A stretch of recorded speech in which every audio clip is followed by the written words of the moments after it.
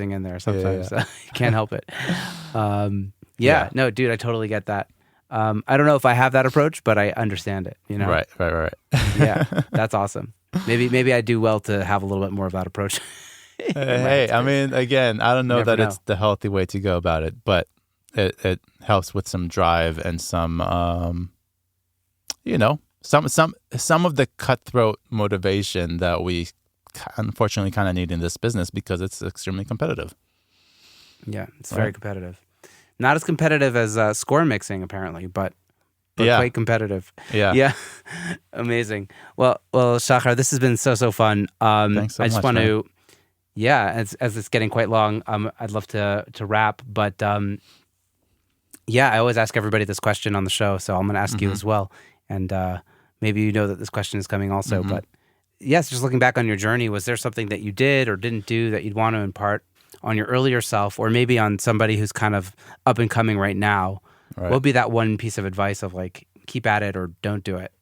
So as you know by now that my journey kind of like was windy. You know what I mean? It wasn't a straight path to where I'm at now, with 9 years in post-production and climbing up that ladder. I think what I would tell someone trying to get things started now, or tell myself, my younger self, is take your time finding out what it is you really, really want to do. Try not to take too long, but find out, like, as soon as you can, without rushing into anything, what it is you really, really want to do, and act from that point. And I say that in considering that for me, there were a lot of things I wanted to experiment and try with, and try, right? And I did, and it was cool. But at the end of the day, I can't help but think, if I was able to be in the position that I'm in now, right, having a mentor such as Bob Horn, 10 years ago, like, where would I be now, right? Right. So I do try to, not regret anything in life, because everything led to something, right? Like, if it wasn't for the post-production job that I had for so long, I wouldn't have had the savings to then open my studio, to then get flooded to lead me here, right? So nothing is regret. Like, everything leads to the next thing, and ultimately it's all good. Like, it's all,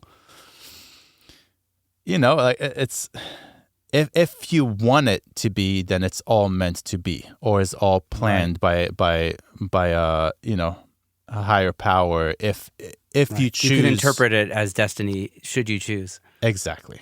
Yeah. So I love it. No regret, but if you're able to figure out what it really is that you want to do quickly and act from that point, I think you can get far.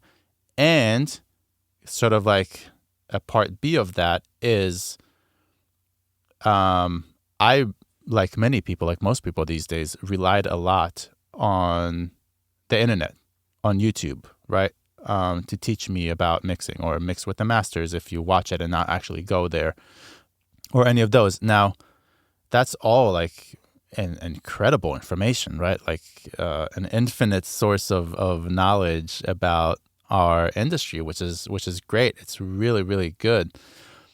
But in-person mentorship is on a whole new level, and I recommend that to everyone.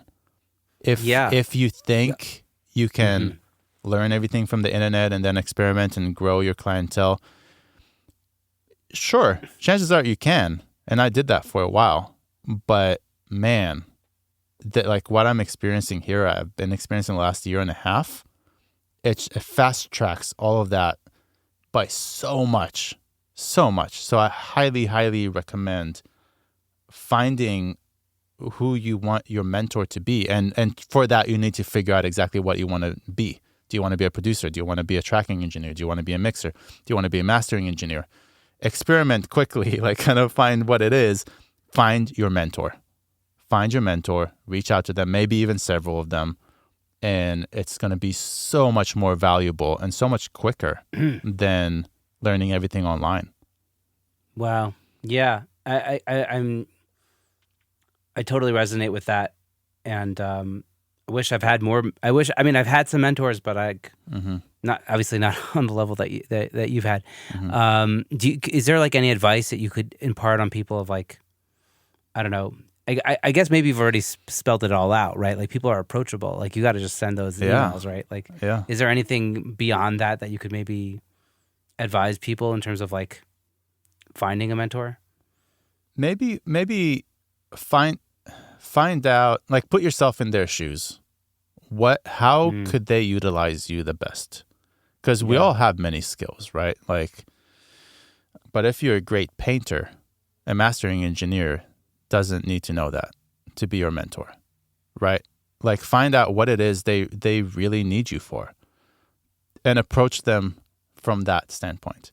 Later on, maybe they find out you're a great painter and you paint something for their studio, and that's great. But the fact is, like, they need you to set up sessions, print stems, whatever it is. They need you as a great bathroom cleaner. Great. Approach them like that. You know what I mean? Like, and I'm exaggerating, of course, but like find out how they can utilize you. What would really get you through the door. Yeah. Yeah. It makes a lot of sense. I feel like as I kind of rise towards the middle of the tiers of or whatever of like people in our industry, and now some people are looking up towards me. You know what I mean? I'm still obviously there's a lot of people to look up to still for me, but as people start to ask me questions and like, you know, look for answers or whatever, or if people start to offer help, like when I need help, which is starting to happen. Oh yeah, it's the people that like just really try really hard to like understand what I need, that it goes well with, versus people that are just like, well, I could do this for you for this much more time or this much more money, or it's like at the beginning you kind of really need to like try your hardest to kind of like understand what that person really needs, and do your best to like go above and beyond. Yeah, and that's like at those big bottom rungs, you have to put a little bit of extra. You're like the dues aren't paid yet. You have to put a little bit of extra to kind of, you know, to like really prove to the person that you are valuable. And then once you're valuable, they'll trust you, and then, you know, there's a bond. Exactly. Know? And in the way that they need you to be valuable, right? And you just said it. Like someone might approach you, it's like, hey, I can help you with this, this, and that. And you're like, but that's not where I need help. I actually need help in this area, you know? So, yeah. Yeah, totally. Yeah, like shout out to the editor of the show, Gavi. He's like always going above and beyond, and like, you know, also learning. And when I have like constructive criticism, he takes it really well, and like he's got like a good attitude, and that's like I'm totally reliant on him, and I love, you know, having that relationship in my life, you know. Yeah. So great. Go Gavi. Like go Gavi. Yeah. So like anyway, so just that's like I don't have much personal, you know, experience mentoring, but like, you know. And also, like, people love to chat and to talk shop and give over. Like, I love teaching people stuff just because I'm passionate about this industry. So I love to give that over. And so, like, there's always somebody that will be happy to share information with you. I feel like people are maybe shy, but, like, most people in our industry want to share their knowledge. And when you get to a point where you have more knowledge, you usually want to give it over, you know? Right.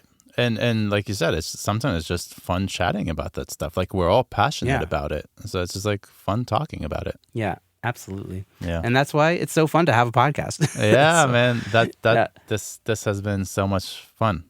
It's great. I love it. Thank you so much. Yeah, totally. Shachar, thank you so much for taking the time to do this. And I really learned a lot schmoozing with you, and it was a joy. So thank you for taking the time to do it. I appreciate it. Awesome. Thank you so much, man. All right, man. Have a good one. You too. Thank you so much for listening to this episode of Secret Sonics. I hope you enjoyed this conversation as much as I did. If you've been digging the show, it would be awesome if you could share this episode or your favorite episode with a friend or two, and or leave a rating and review on Apple Podcasts, Spotify, or your podcatcher of choice. That's it for now. Have a great week. Take care and dig in. See you soon. Bye-bye.